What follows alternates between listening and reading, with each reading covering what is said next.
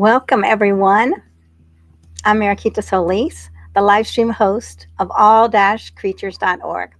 All-creatures.org was founded in 1998, and is a leading resource for faith-based animal rights veganism. Led by our executive director, Tams Nicholson, we provide free resources for people seeking to live compassionately towards all creatures. Our extensive library includes vegan sermons and commentaries, animal rights strategies, action alerts, events, and works by various vegan authors. We also sponsor websites for animal rights organizations. Our mission is to unite compassionate individuals worldwide who honor the dignity of all creatures.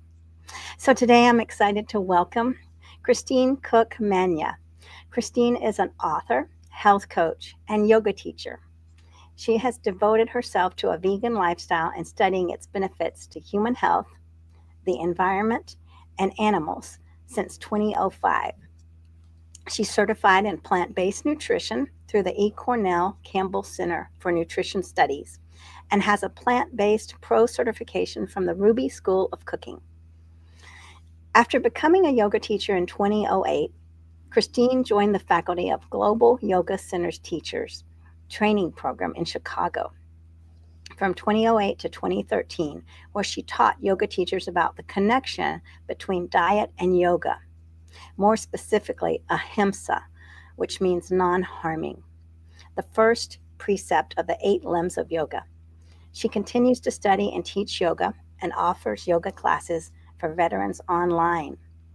Born and raised in Indiana, Christine holds a Bachelor of Arts in Journalism from Indiana University, Bloomington, and a Master of Arts in Humane Education through the Institute for Humane Education in partnership with Antioch University, New England. She currently lives in Wisconsin with her husband, 2 cats, and a dog, all 3 of which were adopted from shelters. Well, that is very impressive, Christine. Thank you so much for joining us here. I was happy to see that you are also a graduate of Main Street Vegan Academy. I am. Thanks for having me, Mariquita. I need to add that to my bio. Yeah, I know. Well, I love it. I love everything you're doing, and I'm excited to talk about yoga. But let me start off by also everyone that's watching, I want to welcome you all again, and let us know who's watching, where you're watching from, and if you have any questions. We're going to be getting to questions at the end. So, well, let's start out with hearing about your vegan journey, because as most of us have been raised to eat meat, veganism, and there's a very small percentage of us that make the switch. What caused you to make the switch, Christine? So I grew up in Evansville, Indiana, southern Indiana, and I came from definitely a meat-eating family. My dad and brother hunted, and my brother still hunts. So meat was definitely a big portion of my childhood. It served, every meal basically. But in high school, I'm aging myself, back in 1985, for some reason we got a newsletter from PETA, People for the Ethical Treatment of Animals. And I just read it, and I couldn't believe what I was reading. This was something I didn't know anything about. I didn't know vegetarians, and definitely not any vegans. So right away, I was like, I'm going vegetarian. And I wasn't a very good vegetarian, but it just kind of kept going. When I say I wasn't a good vegetarian, I ate seafood, sea animals all the time. But I didn't eat any land animals. And a big part of that first journey, that was like 20 years almost before I became vegan. So I was this bad vegetarian, but one thing that stuck with me, I was pretty good about buying products that weren't tested on animals. That made a big impact in my journey, because they talked a lot about that in the newsletter. And then in 2004, I started hearing about other people going vegan. And it influenced me for sure. They were my friends, and I knew that I had to finally do it. It'd been like something I'd been thinking about for years. So 2005, I committed to going vegan, and I've been vegan ever since. And like most vegans say, it's the best decision I ever made so far. And I just love living this way. So it was a commitment that turned out to be so much easier than I thought. I really was nervous that I wasn't going to be able to do it, but I never looked back. So it was a long journey to get to vegan, like 20 years, but at the same time, I was committed once it happened, once I made the decision. So, maybe I used to regret not doing it sooner, but I think that journey of the 20 years really laid the foundation for the commitment that I made. So, yeah. Yeah, and that's very true. I hear an echo. Do you have any tabs open? Let me check and see if I have tabs open. As long, okay, I guess it went away. But so I know that a lot of us regret that we didn't go sooner, but I guess we go when we're ready to go. We go. Mhm. I mean, if we're not ready, we don't. So I mean, that's the way it is. And thank goodness that we are able to make that final decision. And even when people, like, even for myself, vegetarian, vegetarian, I mean, it was still challenging. So I mean, we all do the best we can. So It really was. I think back to when I was a teenager, deciding that I was going to be vegetarian, and I didn't have any like role models or any support system in place for that. I mean, when I told my family, they were like, "Yeah, sure, whatever. Do what you need to do." Um, but it wasn't like I had friends or anything. So, I mean, I'm kind of amazed that I stuck with it as long as I did. So I do think, like, finding that support system is really important for people to actually make the decision and then continue on. I think the social aspect's probably been the most challenging for me, but I have a good vegan network of people, and that's developed over time. And I make point to stay connected with these people, so that it is just an easy, natural thing for me. yeah, that definitely helps. When I went vegetarian, that was like 92. And I remember the tofurkeys, and it was not the same as it is today. But yeah, there really wasn't that many. There weren't many options. My gosh, now when you see all the plant-based milks and in the section, it's really incredible. So yeah, Oh, it's never been easier to be vegan. that's true.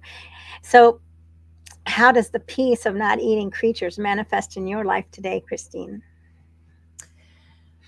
I feel I noticed this right away once I went vegan, that I had like this guilt in my head because I learned about, factory farming, animal testing, and all the ways that animals were harmed through PETA back in the 80s.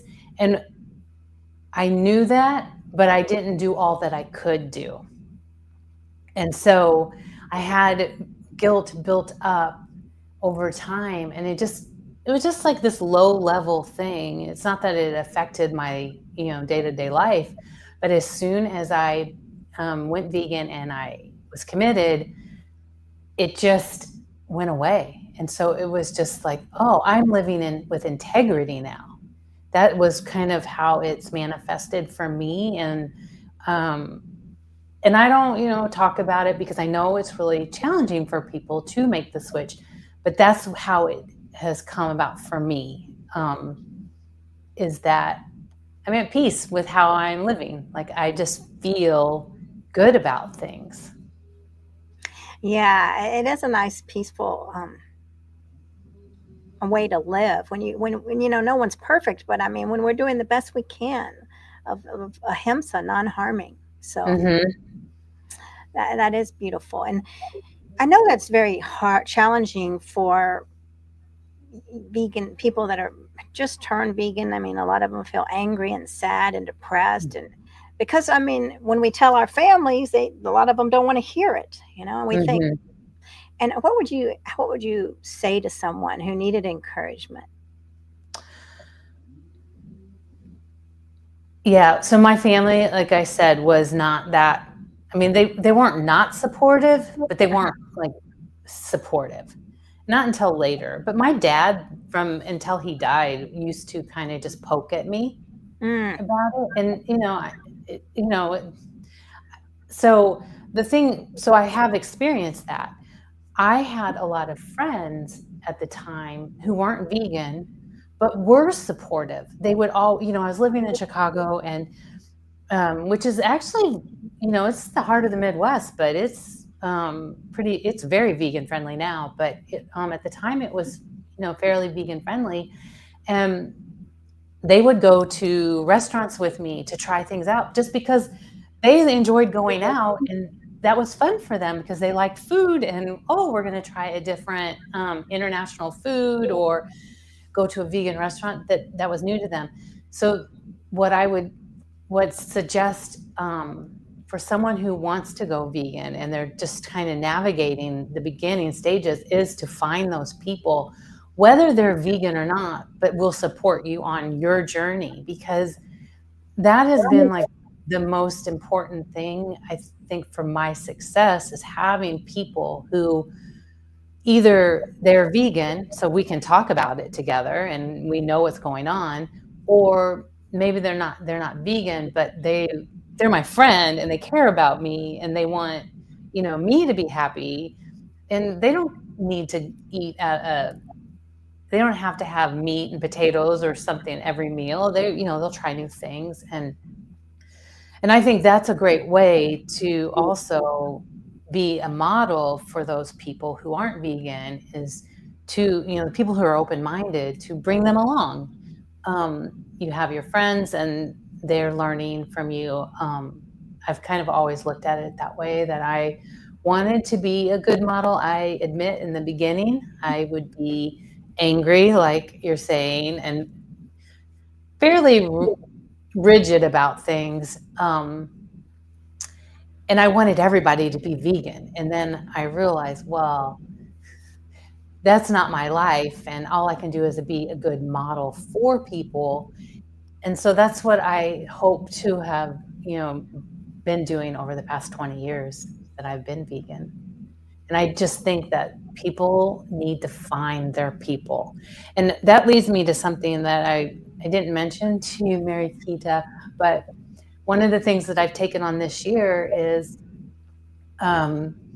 so I'm new to Madison, Wisconsin. We moved here last spring, so it's been almost a year. And so I wanted to meet my people here, vegans. And so I started hosting potlucks in January.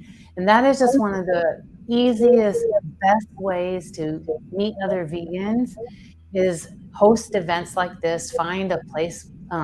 We found a place that's free, that we've reserved once a month, and the food has been insanely good. Like, people are just like really all in to share good vegan food with other vegans, and the conversations have been really great. And we've had 3 of them so far this year, and I can see by the end of the year that I'm going to know these people. And that's what, cultivating community and relationships takes time and consistency. So I think that's a really important thing, that if someone's new to the vegan world, go to meetup.com or your local vegan Facebook group and see what events are happening, and start one if they aren't happening. Right. Yeah, that's very, very, very important, right? Because you don't know how many people are sitting at home wondering, wanting the same thing that you're wanting, right? And so that's a great, those are great tips. I love that you do that, and it's making me think. Well, I've just realized as, you know, as I'm getting older that, you know, we do need leaders. And I'm, you know, just in like, we need organizers and leaders to do things because not everyone's going to be up to that. And for whatever reason. So if you have the capacity, just step up and do something because um, people will join. They will join in. Yeah, that's true. And I mean, what do you have to lose? Nothing. Exactly. When I lived, the last place I lived was Washington State, and I started to do some potlucks before we moved away. And the first potluck we did was we just met at a park.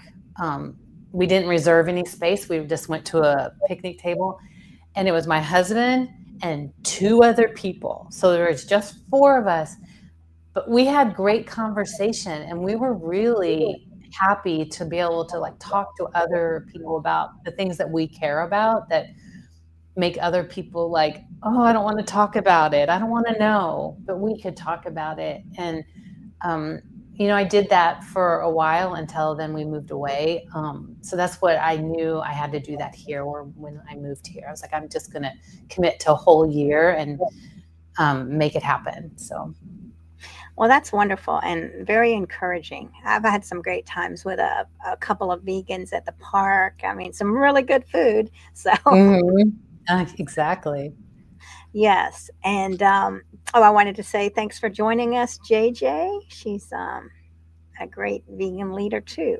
So, all right. So, what would you say is your most memorable experience of your vegan lifestyle so far? Oh boy. What goodness. You know, and it's really been kind of, you know, not a lot of big things, but maybe now is a good time to mention my book because that was like kind of a big deal for me to write and self-publish a book, vegan minded. And I think what was memorable to me about this book, not just the writing of it, because I was doing it while in grad school, studying humane education, but I did I wanted to do a launch party, and I was living in Washington State, and I invited my neighbors and friends, and none of them were vegan, and they all showed up to support me. They all bought the book. I know just because they knew me probably, which is fine. Hopefully they read some of it. Um, but that really was meaningful because I knew if, you know, if I lived in a place where I had all my vegan friends, they would definitely show up to do that. That is not in question because vegans support each other. But I invited like 30 or 40 non-vegans, and they all came and they listened to my spiel. So that was really a fun memory for me, um, and I think that's what I mean. And you know, it was not presented in a forceful way. This was a party to celebrate the launch of a book, and they got to try vegan food. I had lots of different vegan foods on the table for people to try, and different cheeses and things like that. And that's just a nice way to, you know, kind of educate other people who, you know, are not vegan and maybe not know much about it. Yeah, that's very important and that's exciting. Your book and the humane education. I'm very interested. Tell us more about so that was your graduate work? So during the pandemic, I decided, like at the beginning of the pandemic, I knew like, oh, it looks like we're going to be home for a while. And you know, I already worked from home, but I just knew I needed something to keep my mind engaged. And I had wanted to go back to school for a long time. And so I started a Master's of Arts in Humane Education in May of 2020. So like right just at the very beginning. And I graduated in December of 2022. So it took 2.5 years. But humane education is, we're studying systems and solutions, to systems of problems with systems. But this particular program, through the Institute for Humane Education, is different than some of the other humane education programs out there. This one includes animals. Some of the 3 of the core courses are, one is animal protection, another one is environmental ethics, and then the third one is human rights. So this program includes everything, all creatures and the planet. And we study change, and it's a super creative program. And so my capstone project was writing my book. And the faculty is they're very knowledgeable, but they're also just nurturing and really wanting people to succeed. And it was an amazing experience. So I really recommend people, if they have an interest in learning more about humane education, to look up the Institute for Humane Education online. I think if you go to humaneeducation.org, you can learn all about the program. And they have little micro certificates so that you could just learn. You don't have to get a master's degree to learn more about it. But it was a really nice experience. Well, that's amazing. Yes, I never would have thought of that. And so can you get a bachelor's in humane education? Not at this program. There might be other schools that have that. I know there's some programs in Colorado, but this program is master's, and then so they have a master's of arts, a master's of education, because a lot of the people that were in my program, my cohort, were school teachers. So they're bringing this systems thinking, including animals, the planet, and people all together, to classrooms, which is beautiful. And they also have a doctoral program for educators. So, and then they have certificates. Oh my gosh, this is so needed. And would you say that you saw people kind of transition their thinking about animals during this? I think so. So, in my cohort, not everyone's vegan that comes to humane education. A lot of people are school teachers, and they want to be able to bring this to their classroom. And so they heard me talk about veganism a lot in all the different courses because I was writing this book. So I was kind of educating them at the same time. But they were learning about animals because, of course, that was one of the first classes you take is animal protection. And so they learn about factory farming, animal testing, and animals in entertainment, all the different ways that humans use animals. Wow, that's amazing. That's what a wonderful course, and it's great that opened them up to that. And then they had you also writing your book and being the voice. Was there any other vegans there? There are some vegan-ish people, maybe, and I think many of the staff are vegan. I can't speak to everyone, but there were some. Well, that's very interesting. I would love to study that, but right now I'm juggling 1,000 things. So. Yeah. It's super interesting. So yeah. I bet, yes, and to take that into the classrooms is something that it's so needed. I mean, I'm always catching myself when I'm talking about animals, not to say it, I mean, and it's so hard, and I see it all the time, and I see people that are trying to show that animals are beings, and then the word "it" is being used, and and we're so conditioned to use those words. So, and another one is ownership. Like, people always say you're a dog owner or something, and I address this in my book. About that, I consider myself a guardian for my cats and dog. There's a lot of language that we need to change around animals for sure. I like that word, guardian. Definitely. Mm-hmm. I know. I think about that too. I was asking. I was trying to connect an animal that needed a home, a dragon, bearded dragon, and I didn't want to say owner. I ended up saying parent. So that works too. But everybody that's watching, please subscribe and hit like, and let us know you're here, and if you have any questions. But this is fascinating. So, where can we get your book, Christine? It's available everywhere books are sold. You'll just have to order it. I mean, it is available on Amazon, but I, recommend using bookshop.org, or your independent local bookstore can order it for you. And the other thing that you could do is ask your library to order it. I'm big on asking people to do that because then it's available more widely to people at the library. That's a good idea. And you said that in the book, you also spoke about the environment. Mm-hmm. Can you tell us a little bit about that? Sure. So just to give you a little summary of the book, Vegan Minded, it's 20 personal essays.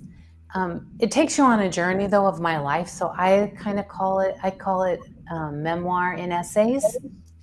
And so what happened was, I came to veganism for the animals, like most people.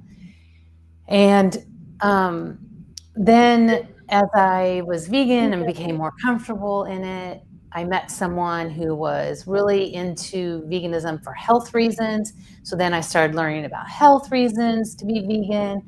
And then that relationship ended. And then I met my now husband, who was vegetarian when I met him. And he came to vegetarianism for health, but also for the environment. And so I really learned a lot about the connection between what we eat, the food we eat, and how it affects the planet. And he's vegan now, but over time, I just have become more of an environmentalist. I mean, I'm definitely not. I have some work to do on in some areas, but it's definitely become more important. As the environment to me is as important as the animal component right now anymore, because if we don't have a healthy planet to live on, it's not going to matter for any of us, animals or people. So I do think about that a lot, but I talk about my journey and struggle with being an environmentalist, because what being an environmentalist does is you have to change how you live. And I thought, well, I became vegan, I don't eat animals, isn't that enough? But it's really not enough. And so changing in other ways, I do have, I drive to work, but like, this is like a small thing. But my husband and I are really good about combining our trips in the car. So we really drive a lot less than, I would say I drive a lot less than I did, 15 years ago.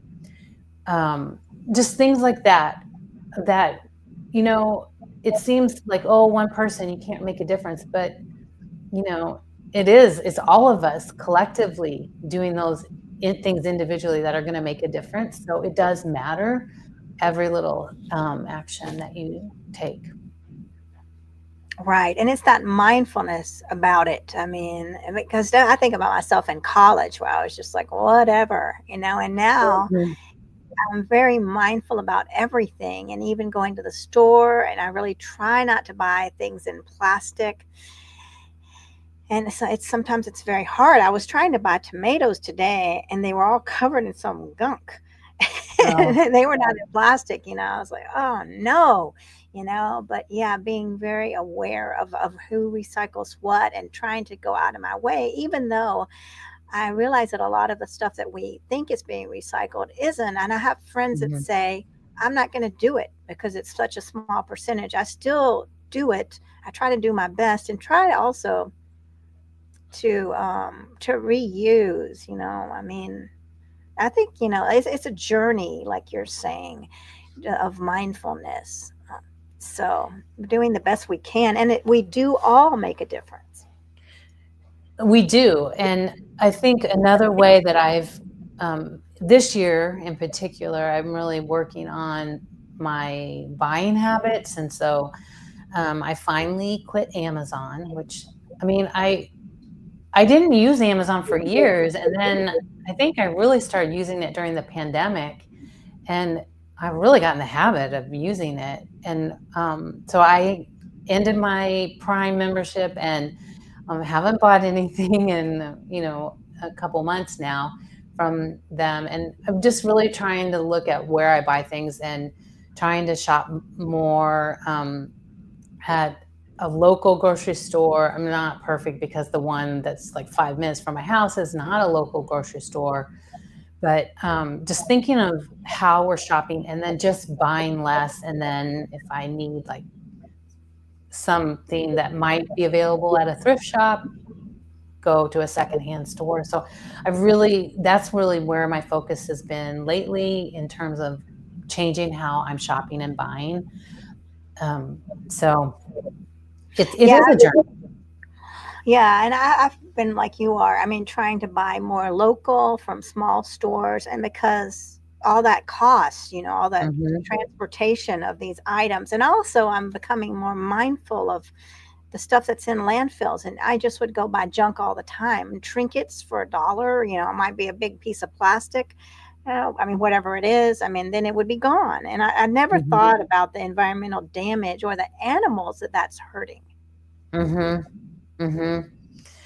I'm really excited for this summer because I am just signed up for a CSA at a local farm that's like 1 minute from my house, and so I'm excited for that. A CSA, a community supported agriculture. So I'll get my box of produce that they grow from them directly, which I'm excited for that to happen this summer. I've done that before and I loved it. And then I got away from it we've moved a few times over the past few years. And so I'm excited to get back to that because then that is as local as you can get. Yeah, I need to look into that too now that summer's coming around. And I encourage everyone else to check that out. I mean, what a Yeah. wonderful way to support the environment. And you know, I think about the fruits and vegetables that are coming from so far, and they have to Mhm. put things on them to make them last. And gosh, if we're just buying locally, we don't have to deal with all that. Mhm. It makes a big difference when we really think about it. And I'm very guilty of not thinking about it, so I'm not up here saying that but no, I'm becoming more aware and really trying to do my best to practice these habits. So Mhm. I'd love to ask you about yoga now because from what I've heard that like the basis of yoga is ahimsa. So I'm not sure if that's correct. That's what I think. But is that true about yoga and ahimsa, which is non-harming? Correct. So, the kind of from the yoga I've studied, it follows the 8 limbs of yoga, and the first limb is the yamas, and ahimsa is the very first mention of the yamas. Yamas are behaviors that, or how you treat other people, how you behave in the world, and there are the niyamas, which is more um, self reflection and how you treat yourself. So the ahimsa, non harm, non violence, is about every people and animals and the planet. In the Yoga Sutras, where this is mentioned, they don't say that ahiṃsā is just for people, for humans.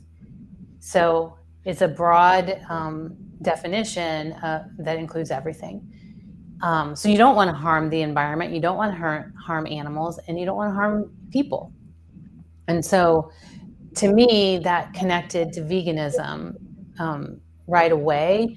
And I started practicing yoga in the mid-90s. And so I had been practicing for probably 8 years when I started to meet people who were vegan and thought, oh, I need to go vegan. I need to do this. And I really believe that my yoga practice is how I got to the point where I could commit to veganism, because I was becoming more thoughtful, more mindful about things. You know, yoga is often just considered like, oh, you're going to go practice yoga, you're going to do asana, the physical practice, but yoga can be practiced. You don't even have to do asana. You could just practice yoga off the mat in the world, how you live, with the yamas and niyamas. So I think that yoga really did help me become vegan. And I read a whole chapter in my book about this, because most yoga teachers that I know, or yoga practitioners, are not vegan. And there's just, to me, it's a disconnect. But everyone gets to veganism in their own way, in their own time. You can't force it. But I just wanted to address that in a way that felt, it wasn't I just wanted to have a way to kind of open people's minds to the possibility that, this link exists, and between ahiṃsā and veganism, and you're not going to be harmed by being vegan. So I've heard teachers in classes over the years say that, yes, we have to practice ahiṃsā, but you have to take care of yourself first. You can't harm yourself. And, longtime vegans know that you're not harming yourself by being vegan. You can be just as healthy, if not healthier, than non-vegans. So, there is a lot of science behind the health of a vegan diet. So there's a definite connection, and I really think that yoga helped me get to being vegan. Yeah, so the same old stereotypes are at the root of this, that that take care of yourself first, which means if you need to eat meat to be strong, then go ahead. And we know that that's not true, because we've been vegan and we've done our homework. And I will say that one of the things that I did before I became vegan in 2005 is I decided to become vegan in late 2004. Maybe like beginning of November, just say something like 2 months left of the year. And I had a trip planned to go visit family around the new year. And I knew I did not want to deal with this big change on this trip. So I waited until January 1st, when I returned home, to go vegan. And in that meantime, I studied. I read books and articles and websites. The information today is much robust online than it was back in 2005. But I studied because I wanted to be able to do this I wanted to be knowledgeable and make sure I was healthy and not missing any nutrients or anything like that. So I do encourage people, if they're wanting to go vegan, to read some books. Like Becoming Vegan is a great nutrition book, but just to educate yourself about it, because then you can address the questions that are going to come up with people are going to ask you about it. Right. That's very important, because people will say that you're going to be weak and unhealthy. And so it's very important to know the facts about a vegan diet. And I think with your studies at eCornell, Mm-hmm. Can you tell us a little bit about that program? Sure. So that was quite a while ago that I did that, somewhere around 2008, maybe. So it's been more than 15 years now. And they still run it, and they've probably updated the information over time as new studies come out. But it's an online course, and you learn about all the you learn about nutrition and what it takes to be a healthy vegan. Basically, you read studies, and so it's I would recommend, me personally, if someone wants to go vegan, to buy the book Becoming Vegan. You don't need to take a course to learn nutrition. You could just buy the book and buy this book. Brenda Davis is who wrote that. But we just studied all the different components of like protein and but then how nutrition is good for heart health, cancer prevention, all these different components of health prevention. And I think that's what I really liked about the course, is it gave me a new way to think about preventative health, because in this country we do not really discuss preventative health much. As a culture, we don't do disease prevention. We do let's fix the problem after it's already occurred. Let's see if we can cure you of cancer or whatever it is you're going through. And so this gave me a good understanding of what I needed to eat to be healthy, and it showed ways that it prevents some of these diseases. Obviously, we all die of something, but you can improve your health span, which is the time where you're active in your life. And you can use nutrition to do that, of course, exercise, but there's a lot of components to that. But nutrition is important. Yeah, it's very important. And I did take that class too, and I loved it. And I think right now we're trapped in this normalization to take pills, and it's normal. Mm-hmm. It's normal to be sick when we get older. It's just a matter of time. I'm going to be on 10 pills and I'm going to be sick. And it's just so sad that that's what we believe.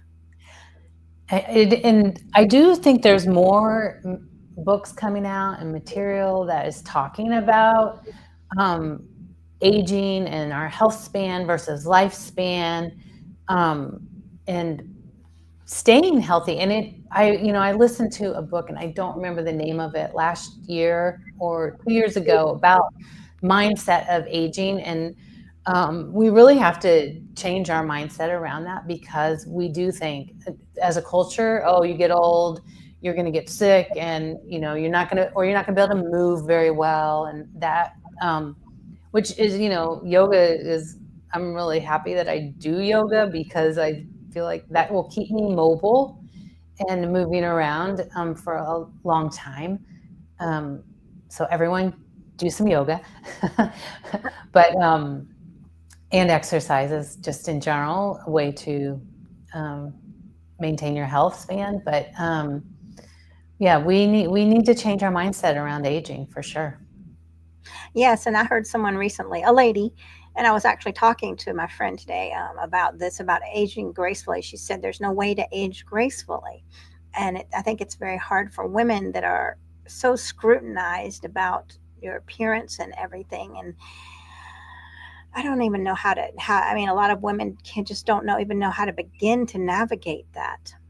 It's really hard. I actually wrote a whole chapter in one of the personal essays was about animal testing and coloring my hair. Like, I was blonde for years because I had highlights. That was just what I did from like a teenage year. Because once I was born like really blonde, and then I went through puberty and I became a brunette, and I was like, oh no, I want to be blonde. I'm blonde. And I had this went on for years and years. And then I started getting gray hair, and I'm like, oh, I don't know. What am I going to do? But there came a point for me where I was like, I don't want to get my hair colored anymore. And so I don't color my hair. And I am definitely, you can't really see it that much here, but I'm definitely gray. And I still have some residue of highlights, but that is like an aging thing. Because, how do you navigate that transition? And now, are people looking at me different? Do they see me as like an old lady or something? But I just had to get past that and be like, I don't want to do this anymore. This is our cultures that if I felt like I had to do it, and I was like, I was resisting. And so I'm really happy I've resisted because it's all good. Yeah, that's very, and that's a great self-awareness, and I don't always think about the animal testing, with dyes, Mhm. cosmetics, and everything. And some things are just, I mean, it's not really true. They'll say partially not tested on animals, or I've seen something like that on something, and it didn't say exactly those words. But when I looked at it, I thought, wait a minute, this doesn't say it's fully not tested on animals. So what's going on here? Mm. Yeah, animal testing has been important to me from the very beginning because I just thought about um, like all the different products we use in our homes to clean, or personal products to clean ourselves. And there's natural cleaners for sure. And I remember back in high school, even when I was a terrible vegetarian, that I would go visit my sisters in Indianapolis, and we would go to this health food store, and I loved it because I could get shampoos and soaps and all the things that weren't tested on animals, like Kiss My Face products and just different things that I loved, that I could do that because we didn't have that where I lived. And um, so that kind of stood out for me because I thought, they're really testing products on animals, like to clean the toilet, like all these chemicals, and it just didn't, it's not right, and it didn't seem right back in the 80s either. Right, and it seems like common sense. Sometimes you think, why would you even need to test about this? I mean, common sense would tell you that it's going to hurt you. Yeah. So, yeah, I mean, I'm really glad you told me about that humane education course and everything, and to know that there are smaller little courses that you could take, or certification. Hmm. What was that school again?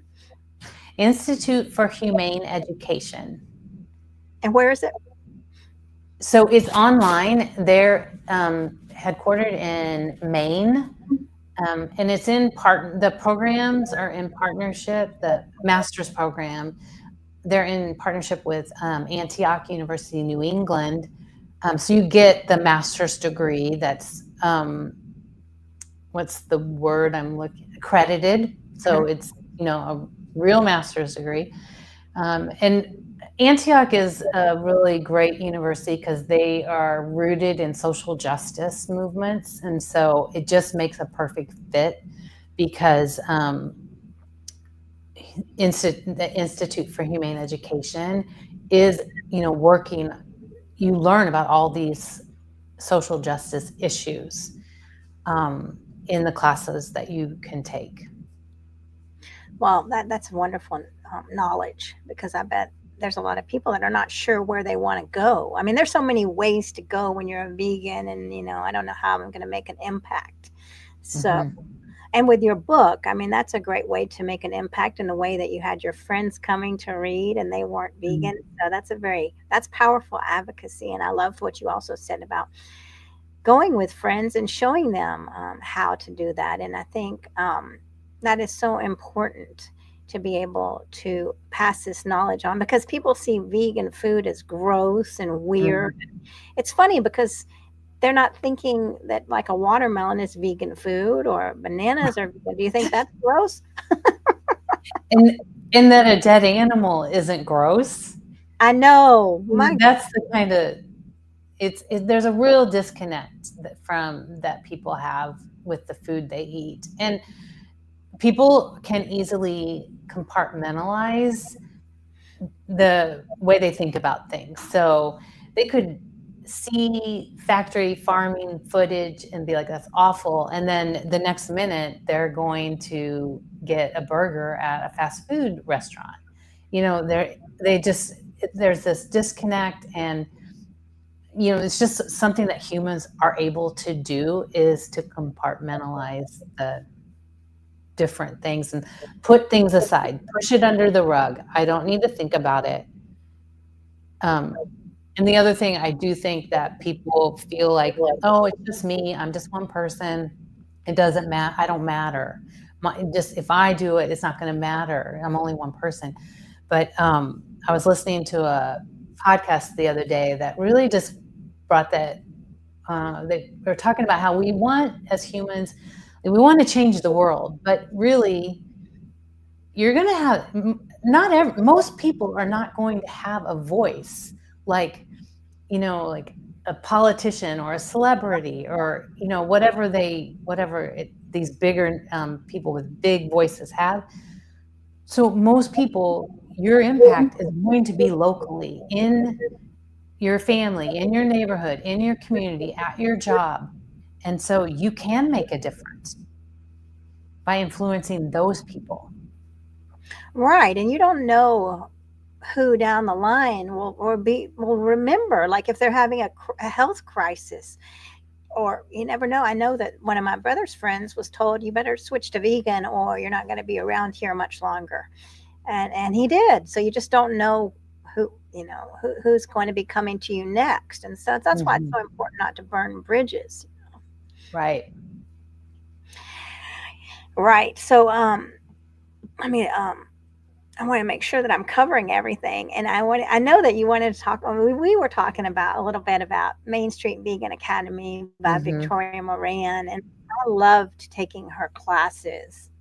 And I would recommend that for someone who's vegan or not vegan. I mean, who wants to, if you're just a new vegan learning, what was the best thing about that academy, would you say? Well, I loved it. I just did it in the fall, and I loved it because it just really recommitted me to veganism.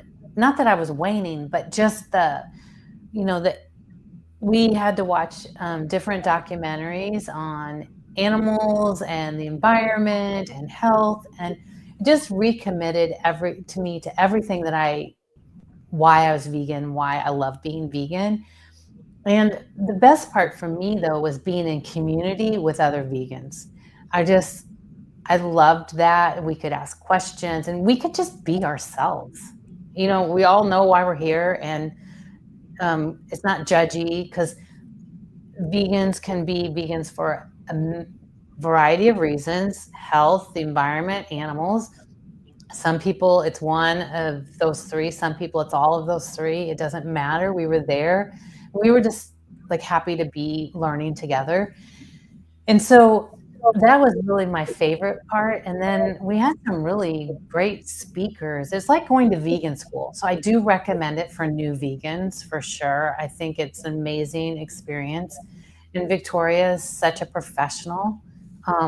She does such a great job with the speakers and introducing them, and just choosing who to bring all together. One of the interesting speakers, and I don't remember his name, but he talked about using AI for the vegan movement in different ways. And that was pretty fascinating lecture. So I thought that was, it gave me the idea that I could do my audiobook using AI, because I don't have an audiobook version of Vegan Minded. So there's just different things you learn just by being in that group. You never know what you're going to learn. And some of the past participants came and did lectures on how they've used the experience. And so that was really great too. Yeah, that's very interesting. You said that about the AI, because there was after I finished my the academy, which is run by Victoria Moran.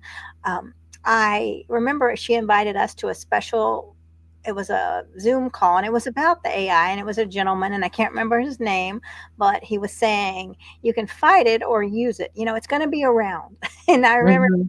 and this was a couple of years ago probably. And after that, I mean, I use it in helping me organize. I mean, it organizes very quickly. I can say, this is what I want. Can you put it into something where I would have spent hours doing that, and I can Mhm. execute it once you get it organized for me, because that's very linear for me. I'm not really a linear thinker in that aspect. It's not one of my strongest points. So yeah, and I also loved all the wonderful speakers when I went, seeing um,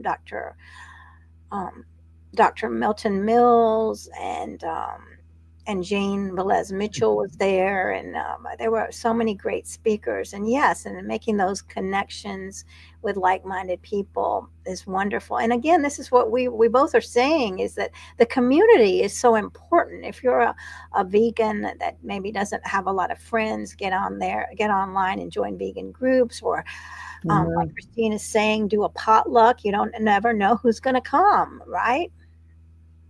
Yeah, I really recommend the potlucks. They're just fun, and you don't know who's going to show up. I mean, and I just see that over time how this is going to really build a good community of people that we'll just know and we'll look forward to it every month. Um, yeah, and you can just make it really low key. Go to a park if you live in a nice area that, and when it's warm, it it doesn't have to be fancy. And we're very like we make it environmentally friendly, so everyone brings their own dishes. We don't have any like disposable stuff that we bring. And it's great. Yeah, that's a wonderful idea. So, all right, before I see we're getting to the end, but I want to make sure to tell everybody, please subscribe and like, and also visit us at www.all-creatures.org, and help support this program and others by making a one-time or reoccurring donation of any amount. So, thank you so much. And also, we want to make sure that you know how to get a hold of Christine's book. So, can you show us the book again, Yep. please? All right, Vegan Minded. Yep. Available at many stores, and request your library get it. Yes. Right. Wonderful. Well, I've been very excited to talk with you and learn about, I mean, your extensive work in all these different areas. Thank you so much for having me. It's been a pleasure. And we met through the Main Street Vegan Facebook group. So that's just a way you can just, we didn't know each other, and you just network and meet people, meet vegans, and we support each other. It's great. Thank you so much for having me. Yeah, it is wonderful that we met that way. And, and I love connecting with new vegans. So, yes, everyone go out there and meet some new vegans. You never know what you're going to learn. And join us back here next week on our live stream. So thanks so much, Christine, again. And thank you, JJ, and everybody watching on the replay, and everybody behind the scenes. Thanks, y'all. Thank you. Bye Bye. bye, everyone.